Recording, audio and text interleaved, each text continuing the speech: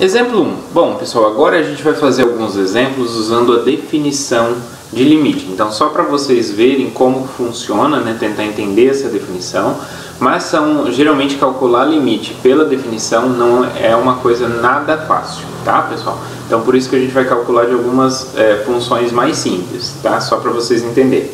Então, esse primeiro exemplo, a gente vai considerar a função f de x, y igual a k constante, então é uma função constante. E eu vou considerar o ponto x0, y0 um ponto do R2, porque a função constante está definida em todo o plano, né, em todo o R2. Então, vou considerar qualquer ponto aqui, x0, y0 no R2, e o limite dessa função vai ser quanto? Bom, a gente sabe que essa função f de x, y ela vale k para todo ponto no plano. Então, se ela vale k para todo ponto no plano, então, quando eu me aproximo do x0, y0, a função vai valer quanto? K. Por quê? Porque ela vale K em todo ponto. Tá? Então, ela vai ser o próprio K. Então, aqui o valor do limite é K. Tá? Então, de fato, vamos demonstrar que isso é verdade. Bom, matematicamente falando, como que a gente prova que o limite é um certo valor? A gente tem que mostrar o quê? Que para todo epsilon maior que zero, existe um delta maior que zero, tal que o quê? Tal que se a distância entre o ponto xy e o ponto x0, y0, né, for estritamente maior que zero, ou seja, o x0, y0 é um ponto diferente do x0, y0, né, o xy é diferente do x0, y0, menor que esse delta, ou seja, está dentro da circunferência, né, de centro x0, y0 e raio delta. Eu vou ter, sempre que isso acontece, eu vou ter a distância entre a imagem, né, da função nesse ponto e o valor menor que o certo epsilon. Então, primeiro a gente precisa entender quem é esse cara aqui, quem é esse, o que acontece aqui, tá?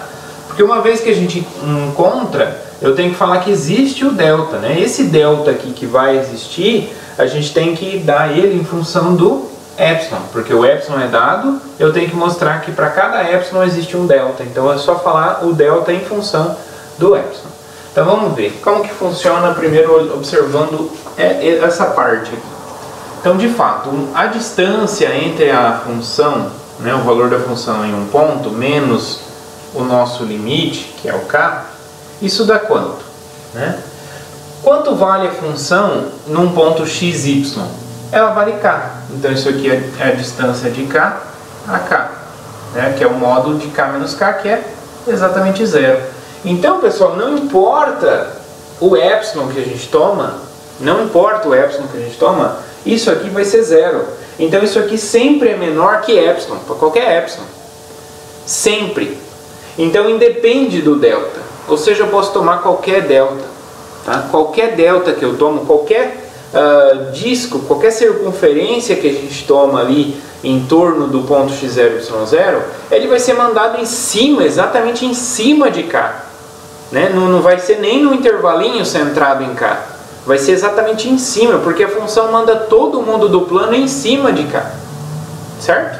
Então, o delta independe. Qualquer circunferência lá vai ser todo mundo mandado em cima de k. Tá? Então, como isso aqui acontece, então dado o epsilon maior que zero, né, qualquer epsilon, vai existir, então qualquer delta que eu tomar vai satisfazer essa opção. Então eu posso tomar delta igual a 1, por exemplo.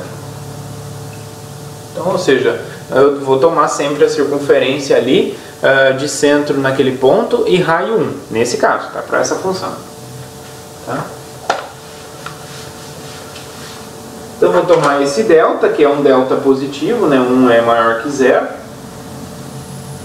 tal que se, né, a distância do ponto xy até o ponto x0, y0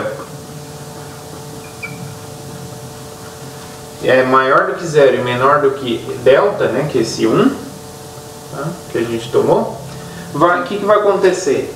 Então, a distância da f de xy por k é menor do que esse epsilon maior que zero, né? Por quê? Porque isso aqui é sempre zero. Então, independe do delta que eu tomar aqui, isso sempre vai acontecer, tá? Beleza? Então, notem que não é algo muito tranquilo de se fazer, né? Esse caso é mais fácil porque é uma função constante, mas é algo que você tem que parar para pensar certinho, né? No que acontece. Então, você pensa sempre ao contrário, né? Você olha para essa diferença aqui e tenta buscar quais são os x, y que vão ter a imagem aqui dentro desse intervalinho. Tá? Então, portanto,